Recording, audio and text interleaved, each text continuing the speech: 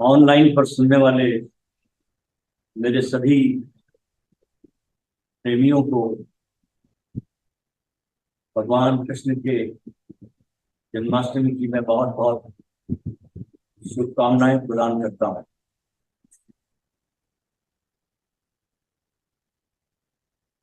अभी अभी आज हमारा यहाँ दूरदर्शन आश्रम सूरजगढ़ में कृष्ण उत्सव का शिविर आज समापन हुआ है और हम चाहते हैं कि आपको भी इस आनंद से वंचित न रखकर इसमें शामिल किया जाए। इसलिए आज का ये हमने ऑनलाइन सत्संग आप सभी के लिए रखा है। कृष्ण जिनका नाम है, गोकुल जिनका धाम है, ऐसे श्री भगवान को हम सबका बारंबार प्रणाम, बारंबार प्रणाम।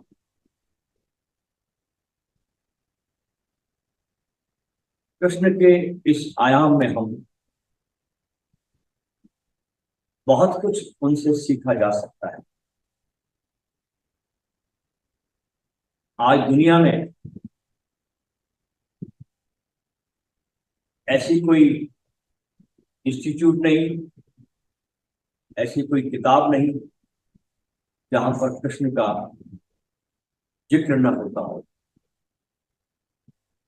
बड़े बड़े कॉर्पोरेट जगत में आज कृष्ण के इन शिक्षाओं को पढ़ाया जा रहा है, बताया जा रहा है कि तुम्हारे जीवन में अगर फलानी समस्या आई, इसमें से तुम कैसे निकल सकते हो। ये कृष्ण को ध्यान में रखकर बड़े बड़े कॉर्पोरेट जगत में पढ़ाया जा रहा है। कृष्ण कहते हैं कि इंसान का अगर एटीट्यूड सही है तो कहीं पर भी उससे तकलीफ या प्रॉब्लम आ नहीं सकता है। अब देखिए, महाभारत जो है वो और कुछ भी नहीं, मात्र एक रिलेशनशिप और उससे पैदा हुए हुए समस्याएं, उसके इश्यूज, उस समस्याओं में मिसअंडरस्टैंडिंग और इसके कारण इस प्रॉब्लम से खड़ी हुई एक शानदार कहानी। थोड़ा सा हम इसमें थोड़ा गहराई पे जाएंगे। देखिए, कौरव और पांडव, ये पूरा का पूरा वंश जो था ये कुरु वंश था। इस वंश में न तो कभी पांडव अलग थे न कौरव अलग थे, ये दोनों कुरु वंश के भाग थे। लेकिन दुर्योधन के पिता ने, धृतराष्ट्र ने, दुर्योधन के दिमाग में बचपन से एक बात डाल दी थी। क्या डाली? कि बेटा, हम कौरव है और वो लोग पांडव है, और ये कुरुवंश हमारा है, इनका नहीं, और इस पर सिर्फ हमारा अधिकार है। इस छोटे से दुर्योधन रूपी बालक के साथ एक बड़ी दुर्घटना घट गई, और वो थी गलत पालन पोषण की, रॉन्ग पेरेंटिंग की। और अगर उसको बचपन में धृतराष्ट्र ये दिमाग में नहीं डाला होता और ये डाला होता कि बेटा, युधिष्ठिर तुम्हारे बड़े भाई है, तो तुमको उनकी हर आयाम में बात सुननी चाहिए, उनके कहने में रहना चाहिए, तो शायद जो आगे जाकर समस्याएं खड़ी हुई वो खड़ी नहीं होती। मगर समस्या ये और ज्यादा गहरी हो गई कि पिता देख नहीं पाते थे, अंधे थे, आंखें नहीं थी, और जो देख सकती थी मां, उसने भी आंखों पर पट्टी बांध दी। अब जब बच्चों पर कोई नजर रखने वाला ना हो तो उसके नतीजे क्या मिल सकते हैं, उसका ये महाभारत में दुर्योधन के रूप में परफेक्ट एग्जाम्पल है हमारे सामने। और शायद आपको पता नहीं होगा कि बचपन से ही माँ बाप ने दुर्योधन पर ध्यान नहीं दिया। ये ज्यादातर समय दुर्योधन का जो बचपन में बीता वो अपने मामा शकुनी के पास बीता, उसके पास बड़े हुए। जब हमारे आसपास के लोग, जहां बच्चा लालन पोषण हो रहा है, जहां कुछ सीख रहा है बच्चा, और आसपास के लोग बच्चों के अंदर जो चीज डाल रहे हैं, और अगर माँ बाप का उस बच्चों पर ध्यान न हो तो बचपन से ही बच्चे के दिमाग में गलत प्रोग्रामिंग डल जाती है, गलत संस्कार आ जाते हैं। और एक बार अगर बच्चे के मन में गलत संस्कार बैठ गए तो आने वाले समय में उसके गलत रिजल्ट मिलने ही वाले, तो रोक नहीं सकते आप। तो पहली सीख हमको मिलती है कि माँ बाप ने बच्चों पर ध्यान देना चाहिए, राइट पेरेंटिंग बच्चों की करनी चाहिए। क्योंकि बच्चा शब्द का अर्थ ही होता है कि जिसको बचाना है उसको बच्चा कहते हैं, आपको उसको बचाना है। दूसरी घटना देखिए कृष्ण से, कि कृष्ण जब शांति दूत बनकर गए अंतिम सुलह करने के लिए कौरवों के पास, तो क्या किया दुर्योधन ने? विनाश काले विपरीत बुद्धि, कृष्ण को बंदी बनाने की कोशिश की कि अगर आज की सभा में इस शांति दूत ने अगर पांडवों का पक्ष लिया तो मैं इसको बंदी बना दूं। लेकिन कृष्ण वहां से बचकर बाहर निकले, बंदी बना नहीं पाया। तो उन्होंने दुर्योधन से कहा, तुम मुझे बंदी बना रहे हो? तुम, और तुमको पता है कि जब मुझे जन्म लिए एक दिन भी नहीं हुआ था, एक दिन भी जब नहीं हुआ तो मैं जेल तोड़कर भाग गया था, अब तो मैं बहुत बड़ा हो गया। जब ये घटना घटी शर्मनाक कि भगवान को बंदी बनाने लगा दुर्योधन, तो ये सुन करके माता गंधारी, जिसकी आंखों पे पट्टी बंधी थी, कृष्ण से मिलने के लिए आई, अपने बेटे की गलती के लिए क्षमा मांगने के लिए कि कृष्ण, मैं तुमसे माफी मांगना चाहूंगी, आज जो भी दरबार में हुआ तुम्हारे साथ उसके लिए मुझे क्षमा कर दो, उसने बड़ी गलती की है। अब यहां पर देखिए कृष्ण कितना सुंदर उत्तर देते हैं माता गंधारी को। कहते अगर तुमको माफी मांगनी है तो मुझसे नहीं, अपने उस बच्चे से मांगिए जिनको आपने सही उम्र में सही संस्कार नहीं दिए। आज दुर्योधन जो भी कर रहा है वो आज का रिजल्ट नहीं है, अभी का रिजल्ट नहीं है। वर्षों पहले बचपन से ही उसके अंदर जो डाला आप लोगों ने, आपके द्वारा जो भी संस्कार उसको दिए गए, उसका नतीजा आज आपको दिखाई पड़ रहा है। कृष्ण की इस महत्वपूर्ण बात से दुनिया के हर माँ बाप ने यह सीख लेनी चाहिए कि हम सभी की जिंदगी में राइट पेरेंटिंग, सही लालन पोषण का कितना महत्व है। यहां पर जब हम महाभारत को समझ रहे हैं, कृष्ण के व्यक्तित्व को समझ रहे हैं, तो देखिए जब कृष्ण ने निर्णय लिया कि मुझे पांडवों का साथ देना है, क्योंकि पांडव धर्म के रास्ते पर थे, जब पांडवों को हस्तिनापुर देना था उस समय धृतराष्ट्र ने बड़ा बुद्धिमानी का गेम खेला, क्योंकि उसको अपने बेटे दुर्योधन के प्रति जो मोह था, आसक्ति थी कि मेरे बेटे को हस्तिनापुर मिलना चाहिए, इनको नहीं। इस मोह में क्या किया, युधिष्ठिर को बुलाया और कहा कि तुमको अभी इतना एक्सपीरियंस नहीं है राज्य चलाने का। जैसे एक उदाहरण के लिए देखें कि एक बच्चा जब डिग्री लेकर आता है कॉलेज से, सब पढ़ के आता है, एमबीबीएस करके आता है या कोई भी डिग्री लेकर आता है, तो कहते हैं ना पहले 1 साल के लिए आप इंटर्नशिप करिए, किसी के हाथ पीछे काम करिए। कोई भी डॉक्टर एमबीबीएस डिग्री लेने के बाद अपना तुरंत हॉस्पिटल नहीं खोल सकता जब तक कि वो किसी मेडिकल कॉलेज में जाकर 1 साल की इंटर्नशिप कोर्स में करता हो। बस वैसे ही धृतराष्ट्र ने बोला कि तुमको समझ नहीं है, तुम पहले कुछ ऐसा कुछ काम करो, कुछ अनुभव सीखो, मैं तुमको खांडव प्रस्थ देता हूं, हस्तिनापुर नहीं देता। अब दोस्तों खांडव प्रस्थ एक ऐसी जगह जहां पर कुछ नहीं था, सुनसान उजाड़ रेतीली जमीन, एक रेगिस्तान जैसा।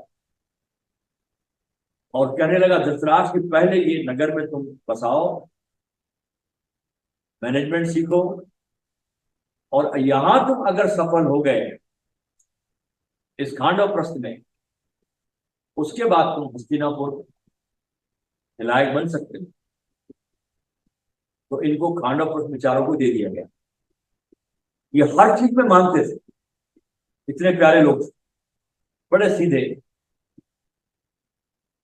और पांडवों ने अपनी मेहनत से इस खांडव प्रस्थ को एक बहुत सुंदर मायावी नगरी बना दी,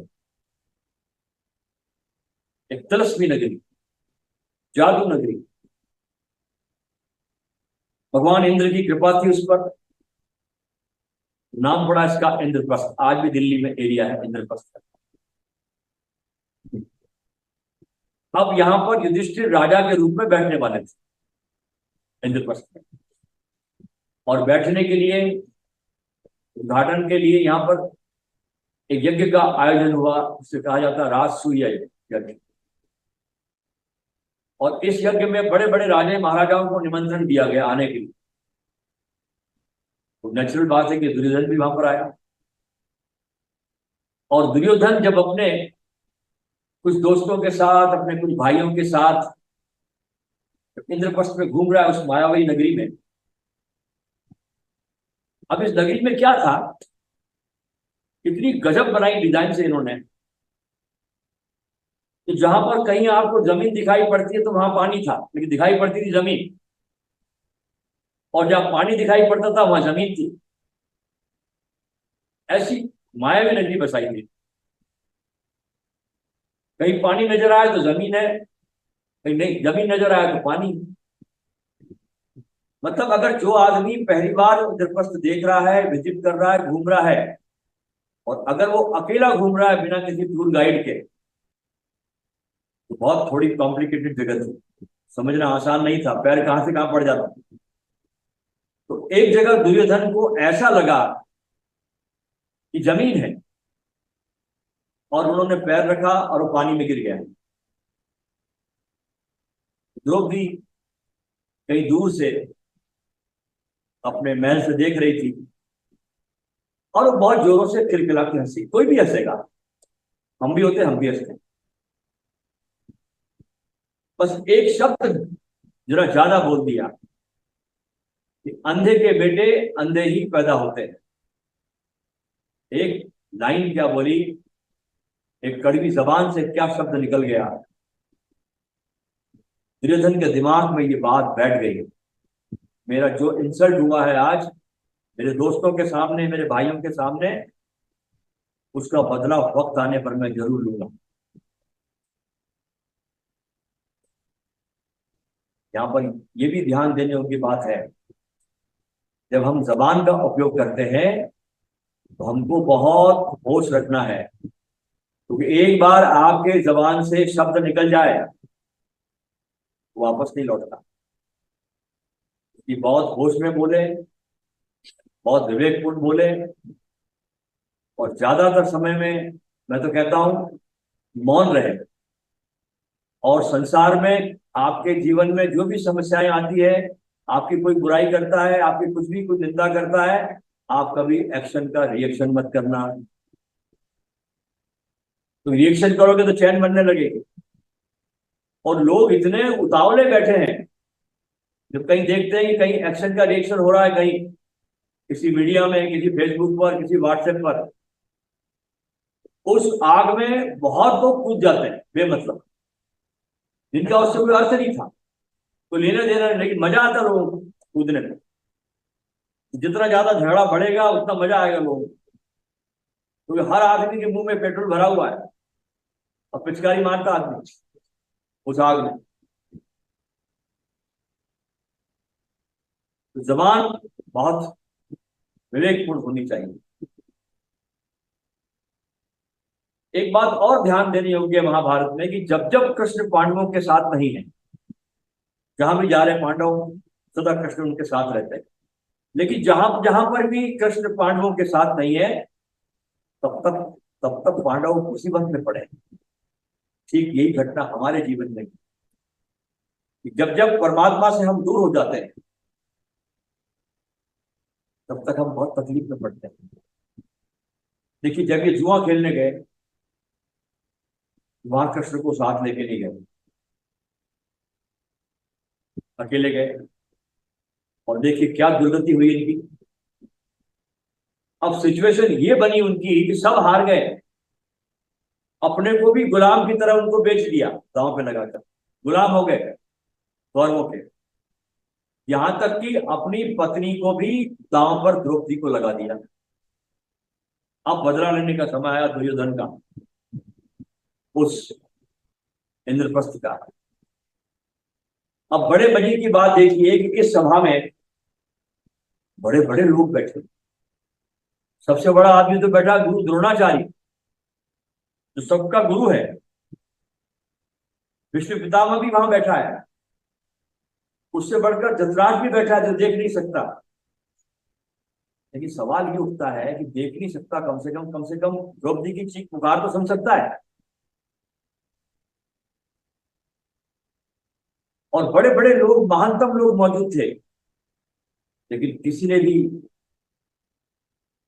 द्रौपदी की मदद नहीं की। ये किस्सा जो वहां पर हुआ, तो इस किस्से पर जब अर्जुन ने महाभारत के युद्ध के मैदान में सवाल किए कृष्ण से कि मैं अपने गुरु को क्यों मारूं, युद्ध के मैदान में कुरुक्षेत्र में अर्जुन भगवान से प्रश्न करता है कि इतने सारे लोगों को देखकर मेरी मेरे शरीर कप रहा है, मेरे भाई है, मेरे मामा है, मेरे काका है, मेरा गुरु है, और आप कहते हैं इनको मारो। मुझे क्यों मारना है इसको, मेरे पिता ने क्या बुरा किया है। और कृष्ण का जवाब उस समय बड़ा सुंदर था, और एक ही था कि शायद इन्होंने बुरा नहीं किया है अर्जुन, मगर जब इनके सामने बुरा हो रहा था तो उन्होंने इसको रोका भी नहीं, ये चुप थे उस समय। तो ये इक्वल गुनाहगार हुए हैं। और इस परिस्थिति में जब द्रौपदी को एहसास हुआ कि कोई मेरी मदद नहीं कर रहा, अचानक द्रौपदी को एहसास हुआ कि इस समय कृष्ण मेरे साथ हैं। और हम सभी जानते हैं, जैसे ही द्रौपदी को एहसास हुआ कि कृष्ण मेरे साथ में है, तुरंत कृष्ण मिस्टर इंडिया के रूप में सामने आए, मिस्टर इंडिया की तरफ, यानी अनविजिबल, दिखाई न पड़ने वाले। और क्यों आए? क्योंकि उन्होंने अपनी बहन को वादा किया था। एक बार उनकी उंगली कट गई थी सुदर्शन चक्र से, तो द्रौपदी ने अपने साड़ी का पल्लू काट करके उनकी कपड़ा बांधा था। उन्होंने वचन दिया था कि बहन, समय आने पर मैं इसका रिटर्न जरूर करूंगा, और यहाँ आज समय आया है। जब द्रौपदी को एहसास हुआ कि कृष्ण मेरे सभा में साथ है, उन्होंने मन ही मन बहुत प्यारी सी शिकायत कृष्ण से की और कहा, वासुदेव, आज आपने आने में देर क्यों कर दी? मैं कब से पुकार रही, आपने आने में देर क्यों लगा दी? कृष्ण उस उपस्थिति में न चाहते हुए भी बहुत कुछ कह गए द्रौपदी से। कहते हैं वो द्रौपदी से, द्रौपदी जब तुम्हारा वस्त्र हरण हो रहा था तो तुमने पांडवों की तरफ सबसे पहले देखा, पति की तरफ स्त्री देखती सबसे पहले, जिसके पास में रहती, इसकी सुरक्षा, लगता है कि मेरा पति सुरक्षा करते। तो सबसे पहले द्रौपदी ने पांडवों की तरफ देखा। जब देखा कि तो गुलाम बने हुए थे तो सिर झुका लिया इन्होंने मदद करने की बजाय। जब उसमें से कोई नहीं आया तो तुमने पितामह की तरफ देखा, वो भी तुम्हारी मदद के लिए आए। तो एक एक करके द्रौपदी तुमने सबको देखा उस सभा में, सबको याद किया, सबको पुकारा। जब कोई तुम्हारी मदद के लिए नहीं आया तो तुमने मुझे आखिर में याद किया, सबसे आखिर में, लास्ट में। और जब तुमने मुझे आखिर में याद किया तो मैं आखिर में आया। अगर तुम मुझे पहले ही याद कर लेती तो पहले चला आता। ये कितनी सही बात है। हम भी अपनी जिंदगी में खुद अपने दम पर हम कर लेंगे जी, हम करने वाले हैं, हम सब कर लेते हैं। हम अपने दम पर करने की कितनी कोशिश कर रहे हैं।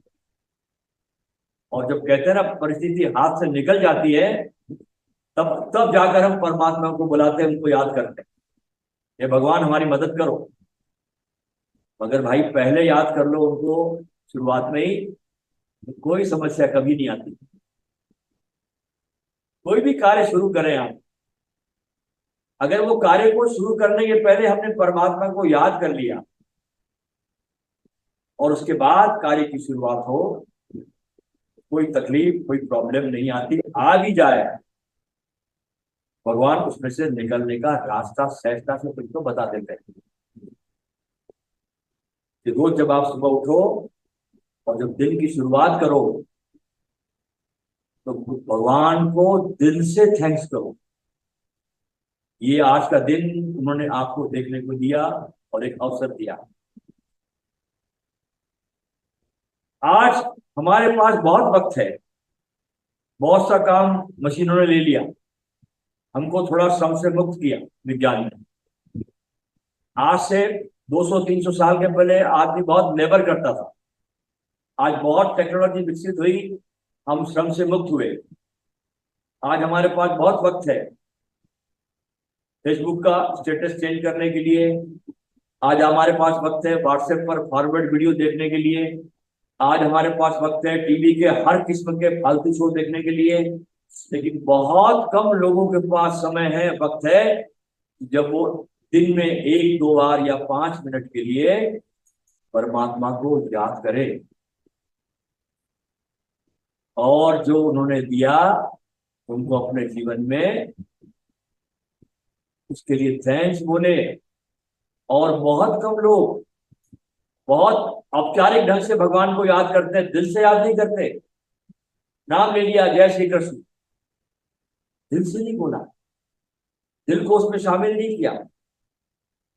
एक घुड़सवार था, बड़ा नामी गिरामी। उसको एक दिन पता चला कि उसके शहर में एक सबसे तेज घोड़ा आया हुआ है बिकने के लिए, नामी अरेबियन। तो उसको देखने के लिए घुड़सवार पहुंच जाता है। उसके बारे में देखकर, उसको देखा, उसके बारे में जानकर उसको पसंद आया और उसकी कीमत भी बहुत थी। एक बड़ी मोटी रकम चुकाई उसने घोड़े के लिए और उस घोड़े को खरीद लिया। अब जो इंसान उस घोड़े को बेच रहा था वो उसको समझाता है, खरीदने वाले को, कि भाई इस घोड़े के कुछ नियम है, ये बड़ा बड़ा विचित्र कुछ है। जब आप इस घोड़े पर बैठे और जब आप इसको चलाने चाहो, आपको बोलना है हे भगवान, इतना बोलते वो चलना शुरू कर देगा। जब आप इसको दौड़ाना चाहो तब आपको वापस कहना है हे भगवान, वो दौड़ना शुरू कर देगा। और जब आप इसको रोकना चाहो तो आपको बोलना पड़ेगा शाबुत, और ये घोड़ा रुक जाएगा। अभी जिसने घोड़ा खरीदा ये बहुत एक्साइटमेंट में था, जल्दीबाजी में था, उसने ढंग से इसकी बात सुनी नहीं। घोड़े को लेकर बड़ा उत्साहित भी था यार, तो सुना ज्यादा नहीं, समझा ज्यादा नहीं। कह रहे कोई बात नहीं, मैंने बहुत घोड़े चलाए हैं, मेरे को सब पता है। और वो निकलकर वहां से घोड़े पर बैठा, और बैठते ही बोला हे भगवान, और वो घोड़ा चलना शुरू हुआ। सोचा इसने घुड़सवार ने बैठ करके चेक तो करो कि और भागता कि नहीं भागता ही। दोबारा बोला हे भगवान, और उस घोड़े ने दौड़ना शुरू किया और तेजी से। जब घोड़े ने दौड़ना शुरू किया और तेजी से जब भागने लगा बहुत जोरों से, अब इस घुड़सवार को टेंशन होने लगा, यार ये कहीं मुझे गिरा तो नहीं देगा, बहुत तेजी से भाग रहा है, ये आउट ऑफ कंट्रोल ना हो जाए। अब वो घबरा गया। अचानक वो याद करने लगा कि वो कौन सा शब्द था उसको रुकने के लिए उसने मुझे बताया था, ये भूल गया। अब ये घबरा रहा है, और घबराहट में उसके मुंह से बार बार निकल रहा है शब्द हे भगवान। और जो जो उसके मुंह से हे भगवान निकल रहा है, घोड़ा और तेजी से भाग रहा है। अब ये डर गया, घोड़े की स्पीड बढ़ती गई, और परिस्थिति ऐसी हो रही है कि रोकना चाहे मगर वो शब्द याद नहीं आ रहा है कि कौन सा शब्द था रोकने वाला इस घोड़े को। और भगवान को याद कर रहा है, भगवान तू दया कर मुझे बचा ले। और जितनी बार वो भगवान बोले जा रहा है स्पीड बढ़ती जा रही है। और परिस्थिति ऐसी है कि एक जगह कहीं रास्ता बस डेड एंड होने को आया, और उस परिस्थिति में अगर वो घोड़ा नहीं रुकता तो घोड़ा भी मरता और ये भी मरता। और अचानक उसको याद आया, जैसे ही वो गिरने के करीब था, उसको शब्द याद आया, उसने चिल्लाया शाबुर, और वो जाके किनारे पर रुक।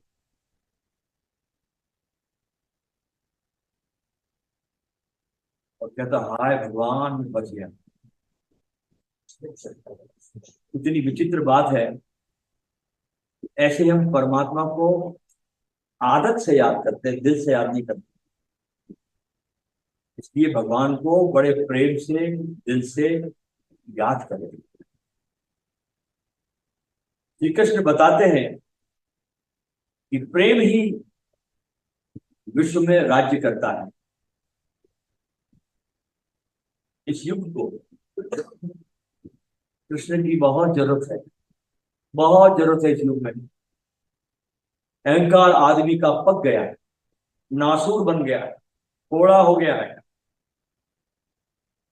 मनुष्य के हाथ में विज्ञान ने बहुत बड़ी ऊर्जा दे दी है, शक्ति दे दी है। और जैसा आज का मनुष्य है, ये ऊर्जा उसको नरक में ले जाएगी। ये ऊर्जा इस धरती को हिरोशिमा और नागासाकी में बदल देगी। अगर इस ऊर्जा का रूपांतरण नहीं हुआ, अगर ये ऊर्जा संकल्प से हटकर समर्पण की तरफ नहीं चली,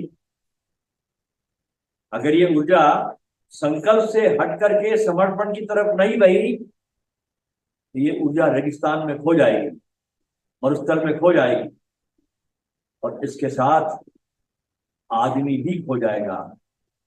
एक महाअग्नि होगी, महाविस्फोट होगा। लेकिन मनुष्य की प्रौढ़ता पकी है, आदमी थोड़ा समझदार हुआ है। ये ऐसे में कृष्ण के संदेश की आज के मनुष्यता को बहुत जरूरत है, संकल्प से समर्पण की तरफ। दोस्तों बहुत बहुत आपको मेरा प्रणाम। और हम और भी आने वाले समय में 16 तारीख को हम आपके साथ फिर जुड़ेंगे, एक और अच्छी सुंदर बात को लेकर शीघ्र ही आपको हम सूचना भेजेंगे। हमको जब भी समय मिलता है, शिविरों से समय मिलता है, हम समय का बहुत सदुपयोग करते हैं मनुष्यता के लिए। कितना ज्यादा से ज्यादा संदेश इस धरती को बचाने के लिए भेजा जा सके, हमारा पूरा प्रयास है। रूसो ने भी कहा है कि आने वाले ये 200 साल बड़े खतरनाक होंगे, या तो मनुष्य बचेगा या मिटेगा। वो कहते हैं 100-200 बुद्ध कबीर से काम नहीं चलेगा, एक महान क्रांति की जरूरत है, बहुत लोगों की जरूरत है। इक्के दुक्के से काम नहीं होगा। आदमी जैसा है, शक्ति बहुत उसके हाथ में आ गई है, बहुत आणविक शक्ति उसके हाथों में है, और सारी शक्ति पागलों के हाथ में। एक बटन दबेगा, सारी मनुष्यता खत्म हो जाएगी, विस्फोट हो जाएगा। इस धरती पर बहुत संकट है, और हम जितना भी छोटा सा हमारा प्रयास है, छोटा सा, उस प्रयास को पूरी तरह करते जा रहे हैं। हमारे प्रयास को सभी मित्र सहयोग दें, अपनी शुभकामनाएं दें, अपने आशीर्वाद हमको भेजें। हमको सुनते हैं, हमारे सुनने पर कमेंट्स करें, लिखें। आपके कुछ प्रश्न हो, आप हमको प्रश्न भेजें।